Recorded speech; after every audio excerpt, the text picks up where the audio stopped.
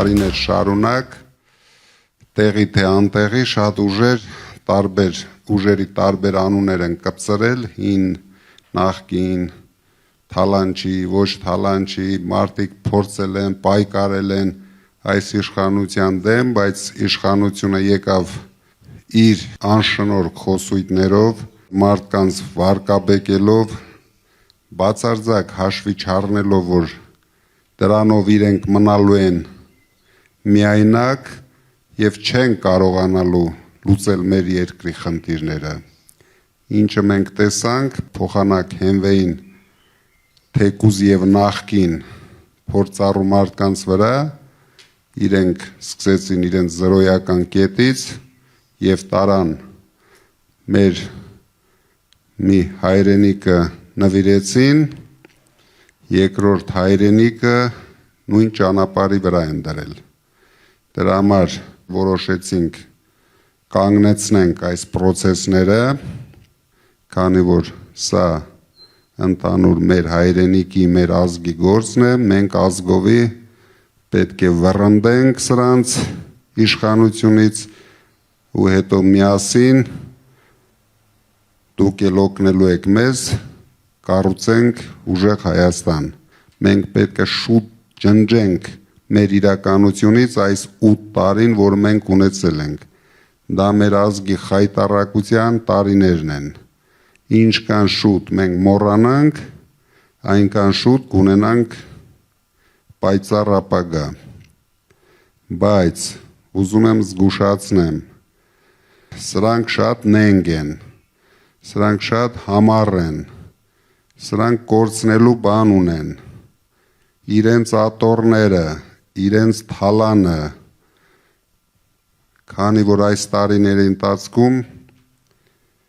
վախի մթնոլորտ ստեղծելով մեր ժողովրդի մեջ, վախեցնելով, որ սեպտեմբերին է պատերազմ լինելու, հունիսին է լինելու, հոկտեմբերին է լինելու, իրենք պատերազմները բերել են, իրենք պատերազմները պարտվել են, հիմա բոլորը մեղավոր են, բացի իրենցից։ Բացի իրենցից, մեր վերջին 30 տարիների ընթացքում ոչ մեկը պատերազմ չի պարտվել։ Այս մարդը եկավ, միանգամից 3 պատերազմ պարտվեց, մեր ժողովրդին նվաստացրեց, հիմա ամբողջ հայ ազգը, ամբողջ աշխարհում վստահ եղեք, իրենց տեղը չեն գտնում, որովհետև առաջ մենք ունեինք մի հույս, մեր հայրենիքներ, բոլորը հասկանում էին, որ իրենց լավ ու վատ օրվա տեղը կա, այսօր ոչ մեկը չի հասկանում, Սփյուռքին բացարձակ կտրել են Հայաստանի իրականությունից, քանի որ Սփյուռքում, դուք գիտեք, ավելի համառ մարդիկ կան, իսկ ներսում մտցրել է տոտալ վախի մթնոլորտ, բոլոր բիզնեսմենները վախեցած են, ես չեմ էլ հասկանում ինչից են վախեցած, բոլորի վրա հարյուրավոր քրեական գործեր են հարուցել, բոլորի ընտանիքները հետապնդվում են, էլ դուք ինչ ունեք կորցնելու, են որ ասում են, բացի ձեր շղթաներից, բոլորին մենք պետք է զարթնեցնենք, բոլորը պետք է դուխով, ձեր նման դուխով, Հարութի նման դուխով, դա կոչվում է հայրենասիրություն, իրոք մենք հիմա հայրենասեր մարդկանց կարիք ունենք, դուք գիտեք, որ ես էլ շատ լավ կյանքով էի ապրում, երևի աշխարհի մակարդակով շատ լավ կյանքով էի ապրում, ես էլ երբ որ տեսա, որ մեր երկիրը տանում են կործանման, մեր երկիրը տանում են թրքացման, ոչնչացնում են մեր բոլոր ինքնությունները, այսինքն մի քանի տարի հետո կարող է մենք զարթնենք եւ մեր գլխավոր գործունեությունը դառնա նամազը։ Մենք շատ հեռու չենք դրանից, ձեզ չթվա թե ես ձեզ վախեցնում եմ, այս մարդիկ այսօր մենք ներկայացրեցինք մեր ժողովրդագրական տվյալները, դուք ինձ թվում է ինտերնետում տեսնեք ու գլսեք, ինչ անմխիտար վիճակում են գտնվում, մեր շրջաները ինչ վիճակում են գտնվում, սրանք միայն երկել պարելով ուզում են երկիր կառավարեն, սրանց միայն փորները կուշտ լինի, հակները շոր լինի ու մի հատ անորակ երաժշտություն միացնեն, տպավորություն են ստեղծում, որ մեր երկրում ամեն ինչ շատ լավ է, մնացել է երկելն ու պարելը, բայց իրանք սխալվում են, իմ ու Հարութի ու մեր մյուս գործընկերոջ Նարեկի հետ վրա սխալվել են, մենք շատ համառ ենք, մենք շատ ճիշտ ճանապարհի վրա ենք, մեզ դուք տեսնում եք միացել են նաև շատ հարգված ուժեր, ես նորից եմ ասում, մենք կարող էինք դաշին կազմել բոլոր ուժերի հետ, մենք չգնացինք այդ ճանապարհով, որտեղ բոլոր ուժերը տարիների ընթացքում թողել են իրենց թե լավ հետքը, թե վատ հետքը, մենք ուզեցինք հեռու մնանք այդ վատ հետքերից, չնայած դուք լսեցիք, մեզ իրենք էլ են աջակցում, բայց դաշին կազմեցինք միայն նոր դարաշրջանի հետ և միավորված հայերի հետ, որ միասին կառուցենք իսկական նոր դարաշրջան մեր երկրում, նույնիսկ այդ անունը այնքան ճիշտ է ընտրված մեր ապագայի համար, դրա համար մենք ուժեղ Հայաստանով կառուցելու ենք նոր դարաշրջան միասին։ Ես հիմա փոխանցեմ Հարութին, ինքն էլ կասի իր խոսքը եւ ուրախ կլինեի, եթե մենք հարց ու պատասխանով շարունակենք, եթե հետաքրքրող հարցեր կա։ Շնորհակալություն, պարոն Կարապետյան։ Նախ ուզում եմ իմ եւ մեր բոլորի անունից շնորհակալություն հայտնել հյուրընկալության համար, ինչը այս լարված օրերին, երբ ամեն րոպեն, ամեն վայրկյանը բոլորի համար ու հատկապես նաեւ ձեր համար թանկ է, դուք ժամանակ գտաք հատկացրեցիք, որպեսզի ավելի անձնապես անմիջական շփում ունենանք։ Մեր մեջ կան անձինք, ովքեր պատրաստվում են ձեզ հարցեր ուղղեն, հենց ձեր ասած տարբերակում։ Շատ շնորհակալ եմ, որ եկել եք։ Հիմա եթե հարցեր ունեք, Պարոն Կարապետյան, ես հիմա հարց չունեմ, ուղղակի որպես առաջարկ։ Քանի որ մենք ասում ենք փոքր բիզնեսը զրո հարկ պիտի վճարի, ես կխնդրեի նաև մեր այսպես ասած ծրագրային դրույթի մեջ մտցնենք փոքր բիզնես զրո վարչարություն գաղափարը, որովհետև այսօր ամբողջ բիզնեսը տառապում է այդ վարչարության, այսինքն ոչ թե վարչարության, այլ տերորից։ Փոքր բիզնեսը տառապում է իր ձևով, մեծ բիզնեսը տառապում է իր ձևով։ Մենք ուղղակի փոքր բիզնեսի համար եւս մտցնենք այդ գաղափարը զրո վարչարություն փոքր բիզնեսի համար, մեծ բիզնեսի համար արդար վարչարություն։ Շատ կարևոր հարց եք բարձրացնում, մենք երբ ասել ենք զրո հարկ փոքր բիզնեսի համար, մենք նկատի ունեցել ենք, որ վարչարարությունը հասցնելու ենք մինիմումի, բոլոր տիպի, փոքր բիզնեսով զբաղված մարդիկ չպետք է տեսնեն իրենց հսկող մարդկանց, բայց փոքր բիզնեսի մեջ կան այնպիսի բնագավառներ, որոնք ուղիղ կապ ունեն մարդկանց կյանքի հետ, ու ասենք հացի փուռը չի կարող չստուգվել սանիտարական նորմաների հարցով կամ այդպիսի հարցեր։ Մաս կտրողներին խոստանում ենք, որ վարչարարություն չի լինելու, բայց ինչը վերաբերվում է սննդի կետերին, սնունդ արտադրողներին,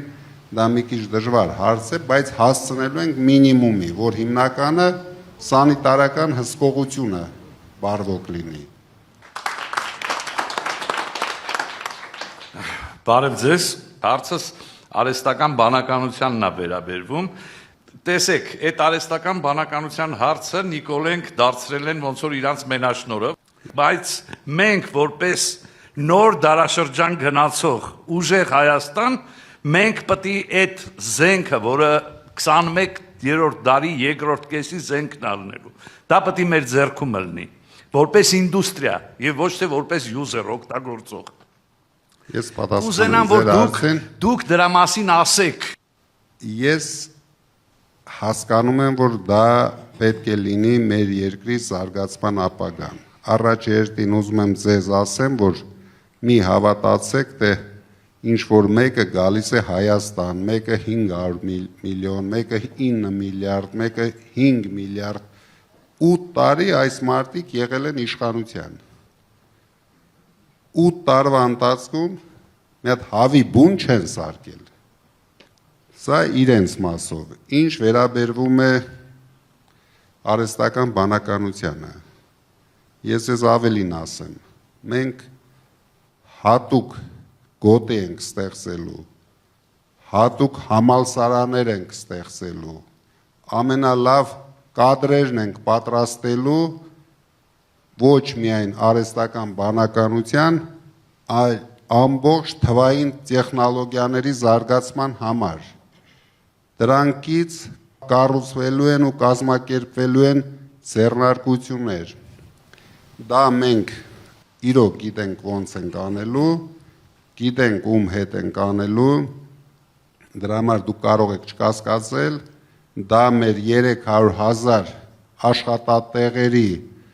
ստեղծման գլխավոր բազաներից մեկն է լինելու։ Քանի որ մենք ունենք իրոք շատ ուժեղ երիտասարդություն, գիտակից երիտասարդություն, ու քանի որ դա շատ բարձր վարձատրվող աշխատանք է, մենք ամեն ինչ անելու ենք, որ գնանք բարձր վարձատրվող աշխատատեղեր ստեղծելու ուղղությամբ։ Մենք իրավունք չունենք լինենք թույլ, ոնց որ հիմա ենք, եւ իրավունք չունենք լինենք աղքատ, ոնց որ հիմա ենք։ Դրա համար դա մեր գլխավոր ուղղություններից մեկն է լինելու եւ դուք 5 տարի հետո նորից կհիշեք ձեր հարցը։ Տեսեք, միգուցե էլեկտորալ իմաստով այդ բարձր տեխնոլոգիաների, բիոինժեներիայի, արհեստական բանականության հետ կապված մարդիկ քիչ են, բայց մեկը դրանք այն մարդիկ են, այն գրագետ մարդիկ են, որոնց կարծիքի է։ Բայց դուք ասիք մենք ունենք, կոնկրետ մենք ունենք։ Մենք ունենք, թիմում ունենք, երկրում էլ ունենք, երկրում էլ ունենք։ Ես ասեմ, բոլոր բնակավարներում, թե անվտանգության, թե տնտեսության, թե արհեստական բանականության, մեր մոտեցումները լինելու են բոլորովին այլ։ Մենք հույսներս չենք դնելու միայն մեր վրա, մեր Հայաստանի հայկական պոտենցիալի վրա, մենք հույսներս դնելու ենք մեր սփյուռքի պոտենցիալի վրա, մենք հույսներս դնելու ենք միջազգային արդեն հաջողված խոշոր կառույցների վրա։ Բոլոր բնակավարներում մենք ունենալու ենք լուրջ խորհրդատվական կազմակերպություններ, ովքեր մեզ օգնելու են մեր երկիրը շատ արագ այս աղքատ վիճակից հանել, որովհետև ես հասկանում եմ, որ Հայաստանը փոքր շուկա է, փոքր դաշտով, ինչ կանել աշխարհի ամենազարգացած գիտելիքներով մարդը լինի, այստեղ ոչինչ չկա, փորձը չկա, մեզ պետք է օգնություն այս հարցերում։ Դա մենք արել ենք մեր կյանքում։ Ես ամբողջ բիզնեսը կառուցելիս միշտ դա արել եմ միջազգային ստանդարտներին համապատասխան։ Եթե մենք լսենք մեր մտավորականներին, ովքեր կեղտոտված չեն, ովքեր էսմային քաղաքականության մեջ չեն ու ուզում են ունենալ ուժեղ ու փրկված Հայաստան, մեր փրկությունը կլինի եւ նաեւ PR տեսանկյունից բավական մեծ արձագանք կարող է լինել։ Մշակույթի մարդկանց մենք չպետք է խնդրենք, մենք չպետք է աղաչենք, որ դուք պետք է առաջնորդեք այս պայքարը։ Իրենք ոչ թե պետք է գան մեզ օգնելու, իրենք պետք է առաջնորդեն պայքարը։ Ինձ ոչ մեկը չի խնդրել, որ մտի պայքարի, ես բանտի խցում եմ որոշում կայացրել։ Ֆերոյանի ու մեր մյուս փաստաբաների հետ քննարկելով մենք որոշեցինք ստեղծենք շարժում, որը քաղաքական չէր, որպեսզի այս մարդիկ հասկանան, որ հաջորդ քայլը իրենց համար վտանգավոր է լինելու։ Հիմա վստահ եղեք, գլխներին են տալիս իրենց արած քայլի համար։ Բայց ինձ ոչ ոք չի խնդրել դրա համար։ Նույնիսկ Ֆերոյանը չի խնդրել։ Դա քո կամքը պետք է լինի։ Հիմա եթե կա ուժեղ Հայաստան եւ գլխավոր հաղթող ուժ, այդ մարդիկ իրեն գիտեն դա, պետք է քայլ անեն, շատ հեշտ կարող են ստատուսներ գրել, քննադատել նույնիսկ մեզ, մի բան սենց չենք անում, մի ուրիշ բան սենց չենք անում, դրա համար ինչը ճիշտ է, բոլորը պետք է այդ ուղղությունը մեզ ցույց տան, մենք գոռոզ մարդիկ չենք, մենք բոլորի հետ պատրաստ ենք ճիշտ ուժերի հետ համագործակցել, մենք ունենք երկու կրիտերիա, մաքուր ձեռքեր եւ մաքուր անցյալ, ով համապատասխանում է այս կրիտերիաներին, բոլորի հետ մենք պատրաստ ենք համագործակցել։ Չկա մարդ, որ մենք ասենք, սա լավ է, հետո մենք իրենց կարիքը ունենք։ Այո։ Այսինքն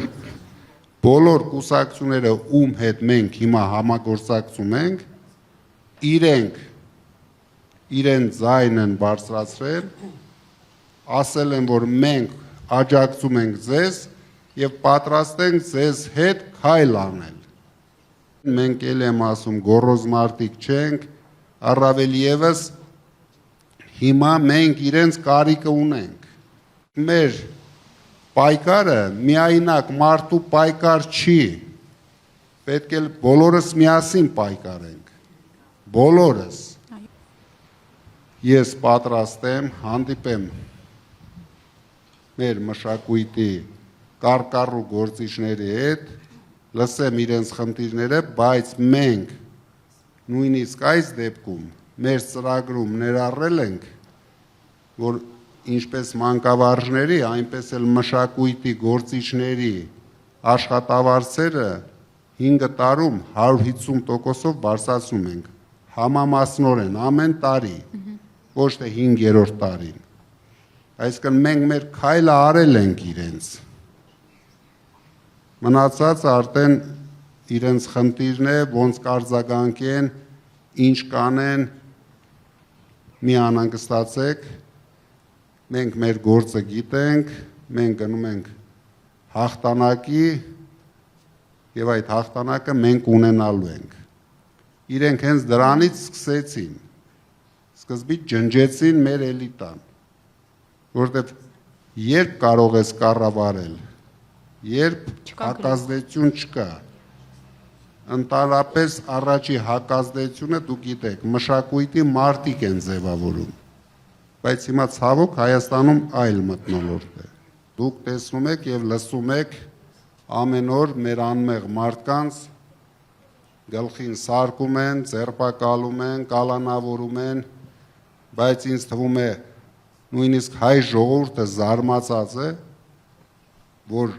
այդքան ապօրինություններից հետո մեր շարքերը ամեն օր կրկնապատկվում է։ Տեսնում են ինչքան ուժեղ մարդիկ ունենք մենք։ Ոչ մի մարդ չունենք, որ ընկճվել է, որ հետ է կանգնել իր պայքարից, Գոհարը դատարանից ուղիղ գնացել է օֆիս պայքարելու, որ 3 երեխայի մայր էր, նույնիսկ չի գնացել ամբողջ գիշեր դատարանում լինելով, երեխաներին տեսնելով, ուղիղ գնացել էր օֆիս պայքարելու համար։ Սա է հայրենասիրությունը, սա է թիմը։ Թե չէ ասենք ամեն մեկը, ես լավ գիտեմ, մեզ էլ շատ սիրուն քննադատողներ կան, կասեն կարելի է էսի սենց անել, կարելի է, եկեք անենք, առաջարկություն տվեք ինչ անենք։ Թե չէ նստել տունը ստատուս գրելու մեզ առաջարկել ինչ-որ ճանապարհ, որը մենք չգիտենք հետո ուր է տանելու, դրա համար մենք մեր ճանապարհը գիտենք, այն որ ասում են սաղկենը հարուտը, իրար հետ գնում ենք, ես հանգիստ եմ, հարուտը ինձ խոստացել է բացարձակ հաղթանակ, դրա համար ես դա չեմ մոռանալու, Հենվելու եմ Հարութի խոսքերին, մեր բոլոր գործընկերների խոսքերի վրա ու գնում ենք առաջ։ Շնորհակալություն, որ դուք ձեր տակ տեղը թողեցիք եւ եկաք Հայաստան։ Եվ իզուր չի, որ այսօր ձեր կողքին մեր ուժեղ Գոհարն է, մեր Արմենը եւ մեր Հարութը։ Մենք, պարոն Կարապետյան, ամեն մեկս մեր տեղում կանենք ամեն ինչ, որ ամեն ինչ ավելի քան լավ լինի։ Առաջին հարցը, դուք կարող եք շատ կարճ պատասխանել։ Մենք կարողանում ենք տեր կանգնել մեր ձայներին, սա առաջի հարցը։ Միջև հիմա մեզ ասում էին, որ մենք զայները հավաքելու ենք տանք Քոչարյանին, որովհետև մեզ չեն գրանցելու։ Հետո կամաց ասեցին, մեզ չեն գրանցելու։ Խելոք գրանցեցին։ Հիմա ասում են, մեզ դուրս են շպրտելու։ Գիտեք ինչ, մենք մեր պայքարը շատ վստահ տանում ենք առաջ։ Ինչ կանեն, մենք հակաքայլերը ունենք, անելու ենք հակաքայլեր։ Կա գործիքակազմը։ Ընտրախախտումներ չլինելու համար եմ ասում։ Ընտրախախտումները բոլորից սա կախված։ Պարզ է, մենք շատ լավ գիտենք, շատ լավ հասկանում ենք, մի տան վրա միջև 50, դաժե 300 մարդ են ձևակերպել, նախորոք իրենք ամեն ինչը պատրաստել են, դա նշանակում է մեր առավելությունը պետք է լինի դրանից ավել, որ մենք, մեր թիմը միշտ ասում է, մենք գնում ենք բացարձակ հաղթանակի, դա էլ նկատի ունենք, որ իրենք անելու են ապօրինություններ, ամեն օր անում են, չկա օր իրենք մեր նկատմամբ ապօրինություններ չանեն, տարբեր տեսակի, բայց դրանով էլ գեղեցկացնում է մեր ընտրական պայքարը, ապօրինությունը արդարության հետ, աղքատությունը հարստության դեմ, մեր ժողովուրդը պետք է ընտրի, սրանք մեր երկիրը տանում են աղքատացման, հայաթափման։ Այսպեսի մի հարց, ելնելով այն ամեն ինչ, որ մենք այսօր տեսնում ենք, եթե նույնիսկ մենք վերցնում ենք սահմանադրական մեծամասնություն, հնարավոր է, որ Նիկոլ Փաշինյանը չհամաձայնվի եւ մարդկանց հանի արճակատման։ Ասեմ ավելին, ելնելով ընդհանրապես աշխարհում պատմություններից, շատ հնարավոր է իր բարեկամներ Ալիևը կամ Էրդողանը ինչ-որ զորքերի տեղաշարժ անեն դեպի Հայաստան, որը որ կբերի ասված ոչանի քաղաքացիական պատերազմի։ Մենք ունենք պատրաստի այն գործիքակազմը, որ կարողանանք հետևել եւ կառավարել այդպիսի բան չլինելու համար։ Ամենակարևորը Նիկոլ Փաշինյանը այսօր ունի աջակցություն, մեր ժողովրդի աջակցությունը։ Ինքը իր չեղածը լցնում են ավտոբուսի մեջ, պարելով գնում են ինչ-որ շրջաներ ղժղժալու։ Սա է իրանց ընդամենը գործելավոճը, իրենք չունեն մարդ, իրենք ոչ մի ձևի հնարավորություն չունեն պայքարել մեր դեմ այդ ճանապարհներով, ինչ վերաբերվում է Էրդողանին ու Ալիևին, նրանք այդ փորձերը անում են իրենց մարզպետի հետ, նրանք այդքան խելք ունեն մեր գալու դեպքում նույնիսկ չմտածեն դրա մասին։ Իրենք նշանակել են իրենց պատկերացմամբ իրենց մարզպետը Հայաստանում եւ իրենք իրենց մարզպետի հետ անում են ինչ ցանկանում են, բայց դժվում է մեր ժողովուրդը, մեր երկիրը, դրա համար դուք դրանում կարող եք ընդհանրապես հանգիստ լինել, անմիջապես է փոխվելու, անմիջապես ամեն ինչ փոխվելու է, մենք մեր կռացած մեջքը ձգելու ենք, հայ մարդը պետք է նորից հիշի, ինչպես էր ինքը 8 տարի առաջ, այս 8 տարվա կռացած վիճակից մենք դուրս ենք գալու, դա միակ ձևն է, որ Նիկոլ Փաշինյանին ուղարկենք վարչապետի հետ Ադրբեջանի շրջանները համերգ տալու, նույնիսկ ես չեմ հավատում, որ Հայաստանի շրջանները ցանկություն կունենան նրա գլխի տմտմպոցներին նայել։ Շնորհակալություն եւ մի առաջարկություն Yandex տաքսի քշողները շատ են մեր Հայաստանում, որոնք որ պաշտոնապես գրանցված չեն։ Իրոք շատ են, տասնյակ հազարավոր։ Եթե ձեր մակարդակից Շատ լավ հարց եք տալիս, մենք այդ հարցը նայել ենք, ուսումնասիրել ենք։ Իրոք անարտարությունը կա Հայաստանում եւ մենք միանգամից ուղղելու ենք դա, որտեղ ցանկացած աշխատանք դա պետք է համարվի աշխատանք։ Իրենց համար դա կլինի ստաժ։ Միանգամից, նույն օրը, նույն ամիսը։ Շնորհակալություն։ Պարոն վարչապետ, ոչ մեկ ձեզ չասեց վարչապետ, ես 40 տարվա բժիշկ եմ, մի քիչ ապագան տեսնում եմ, էլի դրա համար ասում եմ, պարոն վարչապետ։ Շնորհակալություն։ Պարոն վարչապետ, որ նայում եմ ձեր աչքերին թախից կա, սրտի մեջ ուրախություն եւ սեր կա։ Եվ կա ժպիտ, որը խոսում է ձեր հոգու հայելին է եւ խոսում է ձեր մեծության վրա։ Ես շատ ուրախ եմ, որ վերջապես տեսնում եմ մի մարդու, որը կարող է այս երկիրը այս ճղճին վիճակից հանելու։ Մենք այս չարի վերջը տալու ենք մեր բարիությունով։ Մի անհանգստացեք։ Բարև ձեզ, պարոն Կարապետյան, մի հատ հարց էլ ես հնչեցնեմ։ Հնարավորինս արտաքին քաղաքականության մասին էլ խոսացվի։ Ես ասում եմ, մենք ունենալու ենք շատ լավ հարաբերություններ Ամերիկայի Միացյալ Նահանգների հետ, Ֆրանսիայի հետ, Ռուսաստանի հետ, մեր հարևան երկրների հետ։ Բայց ունենալու ենք այդ հարաբերությունները մեր ազգային շահերից ելնելով։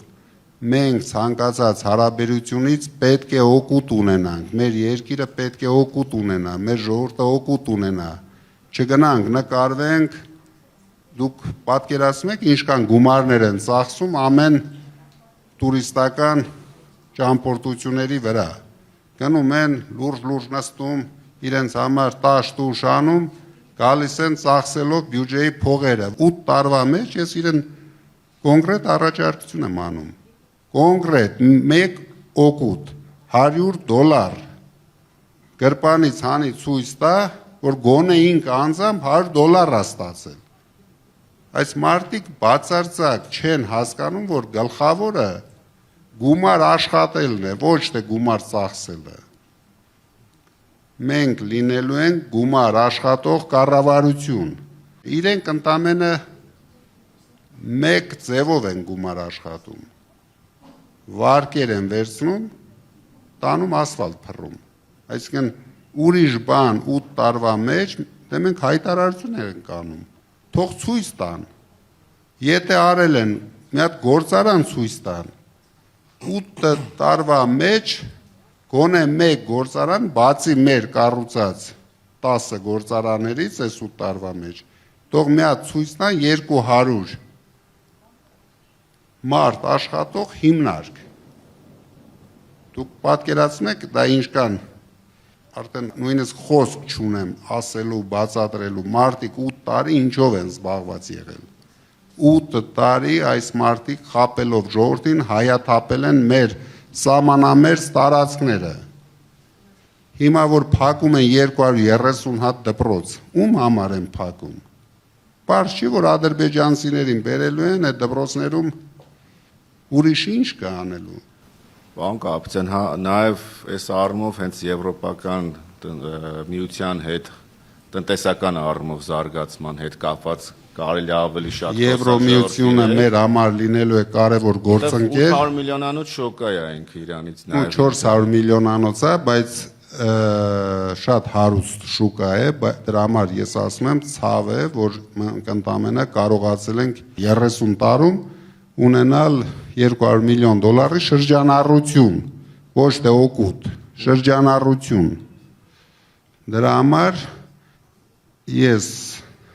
ձեզ վստահեցնում եմ, այդ հարցերում դուք մեզ վստահեք,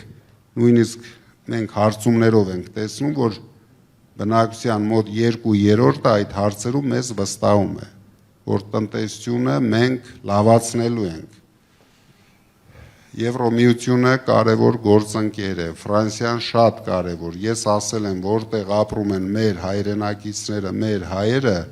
այդ պետությունների հետ մենք պետք է ունենանք շատ լավ հարաբերություն, որպեսզի այդ մարդիկ իրենց տվյալ երկրներում իրենց լավ զգան։ Իսկ ինչպես կարող ենք մենք փչացնել հարաբերությունը, թշնամացնել Ռուսաստանի հետ, եթե Ռուսաստանում 3 միլիոն հայ է ապրում, մոտ 3 միլիոն տարբեր թվեր են ասում, ես հաստատ համոզված եմ, որ վստահ եմ, որ իրենք ոչ մի քայլ չեն անելու, սրանք Եվրոպայի տեղը չգիտեն նույնիսկ, ձեռները բռնես տանես Եվրոպայի ցանկացած մայրաքաղաք, էլ հետ չեն կարողանա գան Հայաստան, ինչ Եվրոպա սրանց համար։ Այս հարցում նաև Սփյուռքի դերակատարումը ինձ թվում է օգուտ կտա նաև։ Դե Սփյուռքը մեր գլխավոր, մենք միշտ հայտարարում ենք, մեր գլխավոր պոտենցիալն է։ Չօգտագործել այդ հնարավորությունը, ընդամենը մի հատ սահմանադրության մեջ 148 հոդված են դրել, որով սահմանափակում են Սփյուռքի ներկայությունը Հայաստանի կյանքում։ Այսինքն մենք կարող է հիմա Ամերիկայում ունենք աշխարհի ամենատաղանդավոր տղան, ով կարող է 5 օրում Հայաստանի համար անի ավելի շատ, կամ բոլորս միասին 30 տարում։ Բայց այդ մի հոդվածով մենք իրեն ասել ենք խելոք նստի տեղդ, հանկարծ մեր կողմը չնայես, այստեղ միայն ուրախ ավտոբուսի ժողովուրդը իրավունք ունեն երկեն պարեն։ Դա է պրոբլեմը, որ մենք վախենում ենք, միշտ ենք վախեցել դրսի մարդկանցից, մենք չպետք է վախենանք, մենք պետք է խնդրենք, խրախուսենք, որ իրենք իրենց նոր գաղափարներով, նոր մոտեցումներով կան օգնեն զարգացնենք մեր երկիրը, գեր նպատակը զարգացնենք մեր երկիրը, որ չվախենանք Ալիևից, չվախենանք հարևան մյուս պետությունից, միայն թույլն է վախենում, ուժեղ երկիրը չի վախենում ոչ մեկից, ճիշտ հարաբերություն կառուցող երկիրը չի վախենում ոչ մեկից, եթե դու վստահություն ես ներշնչում քո գլխավոր գործընկերների հետ, հաստատ իմացեք, նրանք միշտ քո կողքին կանգնած են լինում, թե